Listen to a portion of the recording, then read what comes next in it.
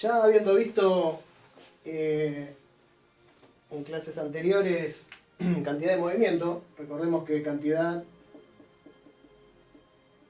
de movimiento era ¿qué? Movimiento. Era una cantidad vectorial que era igual a la masa por la velocidad. O sea, velocidad. Si tengo un objeto con una determinada masa y una determinada velocidad, el producto de la masa por la velocidad era la cantidad de movimiento.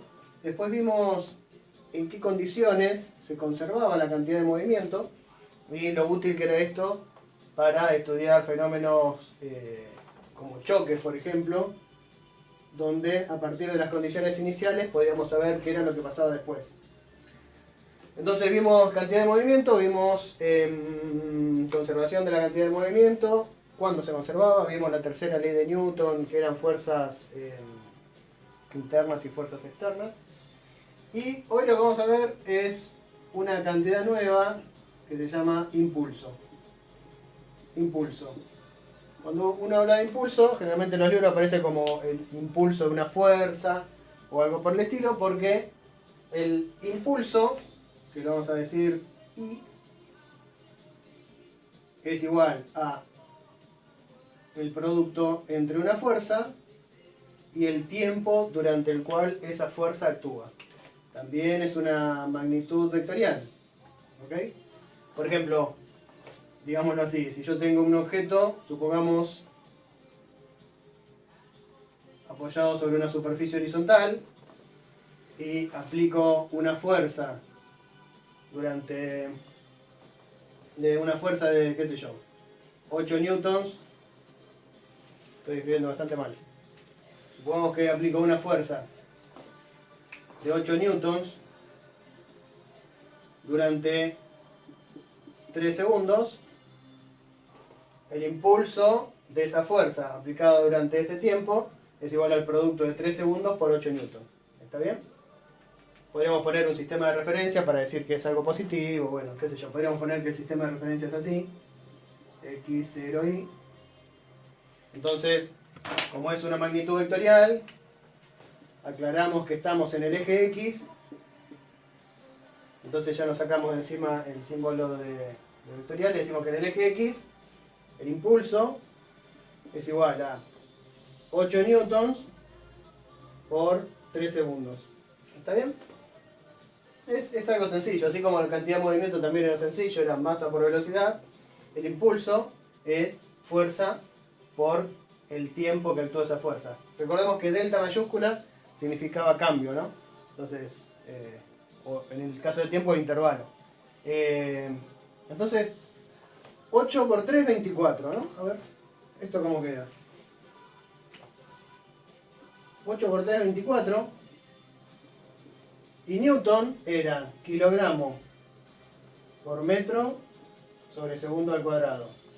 Y acá tenemos segundo todavía. O sea que el cuadrado se va con el segundo. Y me queda que el impulso en este caso es 24 kilogramos por metro sobre segundo. Entonces, esto es lo primero que deberíamos llamarnos la atención. Y es que las unidades en las que se mide el impulso, que son unidades de fuerza por unidad de tiempo, cuando simplificamos nos queda masa, unidad de masa por velocidad, ¿no? Kilogramo es masa y metro sobre segundo velocidad. ¿Y qué cosas tenían unidades de masa por velocidad? La cantidad de movimiento. O sea que el impulso y la cantidad de movimiento se miden en lo mismo. El año pasado hemos visto que el trabajo y la energía se medían en las mismas unidades y eso tenía consecuencias. Por supuesto que esto también tiene consecuencias y vamos a hacer un corolario del teorema de conservación de la cantidad de movimiento. Habíamos dicho que en un sistema aislado la cantidad de movimiento permanece constante. ¿Está bien? Entonces con eso resolvíamos choques, etc. Ahora, ¿qué pasa si hay una fuerza externa? ¿Está bien? ¿Qué pasa si hay una fuerza externa actuando sobre el sistema? Por ejemplo, ¿qué pasa con esta fuerza externa de 8 newton que actúa sobre mi sistema, que es una masa que es una, no sé, no le pusimos no le pusimos cuánto es la masa, pero le podríamos poner, qué sé yo, 2 kilogramos. 2 kilogramos, ¿no? ¿Qué pasa esta fuerza externa actuando sobre mi masa de 2 kilogramos? Bueno, hay un corolario del teorema de la conservación de la cantidad de movimiento que dice que el impulso de esa fuerza externa es igual al cambio de la cantidad de movimiento. Lo vamos a escribir en rojo porque va a ser lo más importante que vamos a hacer. Y es que el impulso es igual al cambio de la cantidad de movimiento. ¿Está bien? El teorema de conservación de la cantidad de movimiento decía, si hay un sistema aislado, es decir, no hay fuerzas externas, la cantidad de movimiento permanece constante. Lo usamos para resolver choques. Pero ¿qué pasa si hay una fuerza externa actuando? Bueno, el impulso de esa fuerza es igual al cambio de la cantidad de movimiento. ¿Qué es el cambio? Siempre, como siempre, ¿no? El cambio de algo es el P final menos el P inicial. Siempre el cambio es lo final menos lo inicial. Entonces lo podríamos ver cómo se aplica eso acá y ver si era verdad o no. Por ejemplo, nosotros ya vimos que esta fuerza de 8 newtons actuando durante 3 segundos es igual a un impulso de 24 kilogramos por metro sobre segundo. ¿Ok? Entonces, esto, según lo que acabamos de ver, tendría que ser igual al cambio de la cantidad de movimiento. Entonces, para verificar si es así o no, en este caso, podríamos hacer las cuentas como sabíamos hacer nosotros. O sea, en el eje X. ¿Cuántas fuerzas hay? Una sola fuerza, que vale 8 newtons y es positiva. Y eso tiene que ser igual a ¿qué? Por la segunda ley de Newton, igual a masa, 2 kilogramos, por la aceleración en el eje X. ¿Está bien? Entonces la aceleración en el eje X, ¿cuánto vale? Estos 2 kilogramos pasan dividiendo, me queda 8 dividido 2, 4. Newton sobre kilogramo es metro sobre segundo al cuadrado. O sea que esta fuerza provocó una aceleración de 4 metros sobre segundos al cuadrado. Ok. Ahora yo puedo escribir cómo es la velocidad en función del tiempo. La velocidad en función del tiempo sabemos que es velocidad inicial, que es 0, más aceleración por tiempo. O sea que es 4 metros sobre segundos al cuadrado por tiempo. ¿Está bien? Entonces yo digo, entonces ya sé cómo es que se calcula la velocidad en función del tiempo. Yo quisiera saber cuánto es la velocidad a los 3 segundos. La velocidad a los 3 segundos es 4 metros sobre segundos al cuadrado por 3 segundos. Segundo se simplifica un segundo y me queda 4 por 3, 12. 12 metros sobre segundo. Entonces todo esto ya lo sabíamos calcular de antes. Porque nosotros sabíamos cómo era que se calcula la aceleración a partir de una fuerza, y con la aceleración podemos escribir la ecuación de la velocidad y obtuvimos la velocidad al final de esos 3 segundos. O sea que la velocidad al final de esos 3 segundos es 12 metros sobre segundo. Ok. Por lo tanto, la cantidad de movimiento final es igual a masa por velocidad. O sea, 2 kilogramos por 12 metros sobre segundo. O sea, 2 por 12, 24 kilogramos por metro sobre segundo. Y es el dato que ya habíamos obtenido usando el impulso. ¿Está bien? O sea que usando este corolario que dice, este corolario del teorema de la conservación de la cantidad de movimiento, que dice que el impulso es igual al cambio de la cantidad de movimiento, ¿no? ¿Por qué? P final es 24, P inicial es 0. 24 menos 0 es 24. Ya lo sabíamos de antes. Era lo que nos dijo lo que acabamos de ver. El impulso es igual al cambio de la cantidad de movimiento. Por supuesto que se puede verificar con esto, pero hay que hacer un montón de cuentas. Hay que encontrar la aceleración. Bueno, primero habría que hacer un diagrama de cuerpo libre. Yo acá no lo hice, pero habría que hacer el diagrama de cuerpo libre. Encontrar la aceleración. Con la aceleración encontrar la ecuación de la velocidad. Con la ecuación de la velocidad calcular la velocidad final. Después multiplicarla por la masa. Y finalmente obtenemos la cantidad de movimiento al final del proceso. Con esta ecuación es mucho más fácil. Digo, conozco el impulso, listo. El P final menos el P inicial va a ser igual al impulso. Así que es muy útil el tema del impulso, que va a estar muy relacionado con la cantidad de movimiento. ¿Está bien? Entonces, eso es algo que nos va a ahorrar muchas cuentas. De la misma manera que cuando usábamos energía, también nos ahorraba cuentas cuando usábamos argumentos energéticos para resolver un problema. Bueno, entonces esto lo vamos a usar mucho, esto en la resolución de problemas de ahora en más. La cantidad de movimiento es esto, el impulso es esto, y el impulso es igual al cambio de la cantidad de movimiento.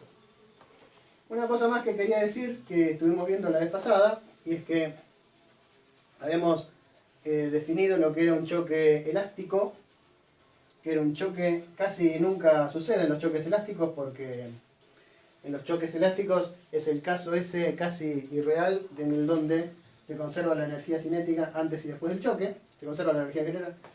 Y después vimos un choque plástico, en donde después del choque los objetos quedan unidos, era en general donde más energía se pierde. Y ahora quería mostrar un caso especial, que es un choque en donde se puede llegar a ganar energía, que sería pensar esto. Se lo llama choque explosivo. Supongamos que tenemos dos carritos, ¿no?, unidos por una carga explosiva. Se lo podría suponer que están unidos por un resorte comprimido, pero me gusta más pensarlo así, como que están unidos por una carga explosiva, ¿no? Entonces de repente, estaban los dos quietos, ¿no? Supongamos que esto tenía 7 kilogramos y esto tenía 21 kilogramos. Este era el A y este era el B. ¿Está bien? Entonces, esa carga explosiva que está en rojo explota. ¡Pum! No es muy aterrador el ruido que hizo, pero hizo ese ruido. ¡Pum! Y después del choque, se sabe que los dos carritos se ponen en movimiento. Se sabe que el carrito A, el carrito B, que era el rayadito de 21 kilogramos, sale disparado con una velocidad, no sé, pongamos 36 metros sobre segundo. A ver si me van a dar bien. Bueno, 36 metros sobre segundo. Acá tengo una calculadora por las dudas. Entonces, la pregunta es, primero, la energía final.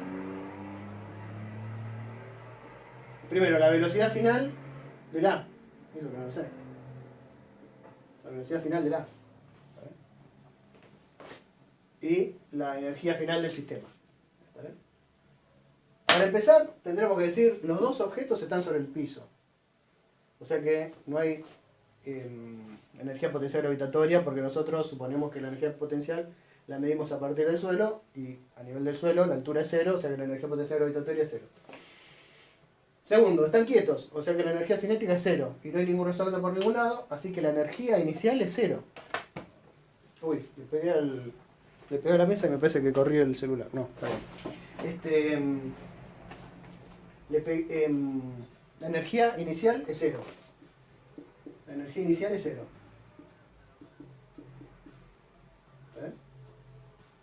Segundo, el objeto A, como acabo de decir, está quieto. Y el objeto B, como acabo de decir también, está quieto. O sea que la cantidad de movimiento del sistema es cero, porque la cantidad de movimiento del objeto A más la cantidad de movimiento del objeto B. Y ambos están quietos. O sea que el P inicial es cero también. O sea que es un problema muy fácil de encontrar en las condiciones iniciales. Tanto la energía inicial como el P inicial es cero. Y ahora vamos a poner que este es el eje X, que lo tendría que haber puesto al principio, y este es el eje Y. Y vamos a aclarar que acá, como no le puse vectorial, estamos hablando de la cantidad de movimiento en el eje X. ¿Bien? Porque como es un vector, recordemos que la cantidad de movimiento es vectorial. Pero estamos solamente en el eje X, así que nos podemos sacar de encima eso. Entonces, hubo una explosión. Hubo una explosión. ¿Está bien? O sea que la fuerza es interna. La fuerza es interna. ¿Está bien? Podemos decir que la interacción que A le hizo a B es igual y de signo opuesto que la que B le hizo a A, pero no hubo fuerzas externas al sistema. Si no hubo fuerzas externas al sistema, el P inicial tiene que ser igual al P final. Obviamente estamos hablando en el eje X. ¿Ven? El P inicial tiene que ser igual al P final. Entonces, el P final, ¿cuánto es el P final? Y bueno, el P final, yo sé que el carrito B, esto era 21 kilogramos, y esto era 7 kilogramos, y esto era A. Yo no sé cómo se está moviendo A. Debe tener una velocidad, pero no la conozco. Entonces digo, el P final es la cantidad de movimiento, o sea, la cantidad de movimiento final es la cantidad de movimiento final de A más la cantidad de movimiento final de B. La cantidad de movimiento final de A es 7 kilogramos por la velocidad de A. No sé cuánto vale, es mi incógnita. Y la cantidad de movimiento final de B, bueno, la velocidad de B es positiva. Es positivo, 21 kilogramos, positivo según mi eje, ¿no? 21 kilogramos por 36 metros sobre segundo. ¿Está bien? Ok, entonces esto era el P final. Y esto era el P inicial. Como es un sistema aislado, como no hay fuerzas externas, el P inicial tiene que ser igual al P final. O sea que 0 tiene que ser igual a 7 kilogramos por velocidad inicial, perdón, por velocidad final de A, más, bueno, acá voy a hacer la cuenta, 21 por 36. Es 756. 756 kilogramos por metro sobre segundo. ¿Está bien? Esto que está positivo pasa para allá negativo y me queda menos 756 kilogramos por metro sobre segundo es igual a 7 kilogramos por la velocidad final de A. ¿Kilogramos o con kilogramos? Y este 7 pasa dividiendo, o sea que me queda 756 dividido 7 igual a 108. O sea que esto es menos 108 metros sobre segundos y eso es igual a la velocidad final de A. Perfecto. La velocidad de A, por supuesto que es negativa.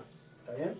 Va hacia la izquierda y en mi sistema lo que va hacia la izquierda es negativo. O sea que es menos 108 metros sobre segundos. Perfecto. Ya calculé lo primero que quería calcular. Basándome en el teorema de la conservación de la cantidad de movimiento.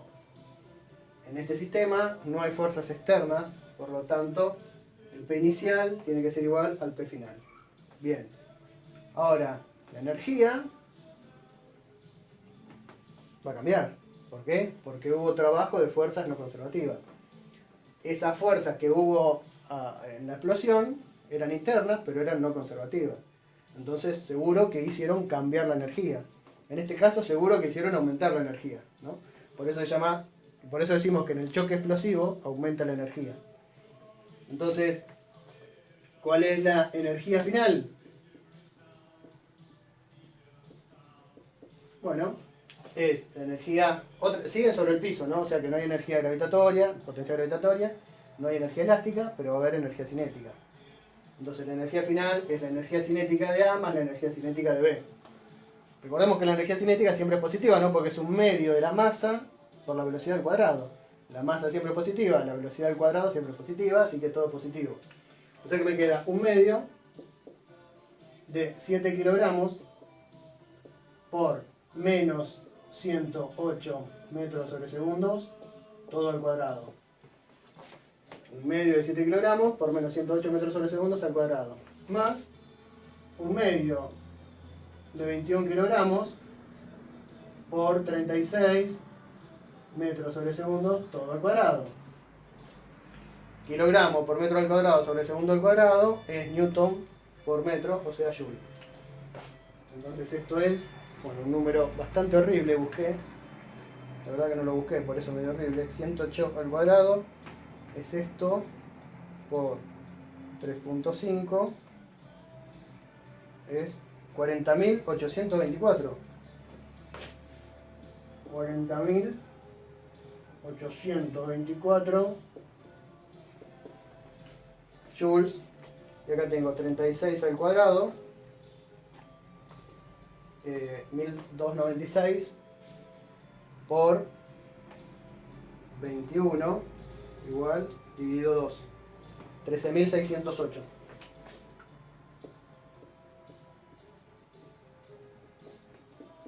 Y esto sumado es 40.824. O sea, 54.432 joules. O sea que la energía aumentó dramáticamente, ¿no? De 0 a 54.000 joules. ¿Está bien? Esto es lo que se suele llamar choque explosivo, ¿no? Porque no había nada y de repente hubo una fuerza interna que hizo que las cosas se muevan. Pero, como es una fuerza interna, el P inicial es igual al P final. Por eso es que se lo suele llamar choque explosivo. Tendría que llamárselo explosión directamente y listo. Pero bueno, lo importante es que vamos a usar esto y vamos a usar mucho lo del impulso para resolver problemas. Pero bueno, seguimos la próxima.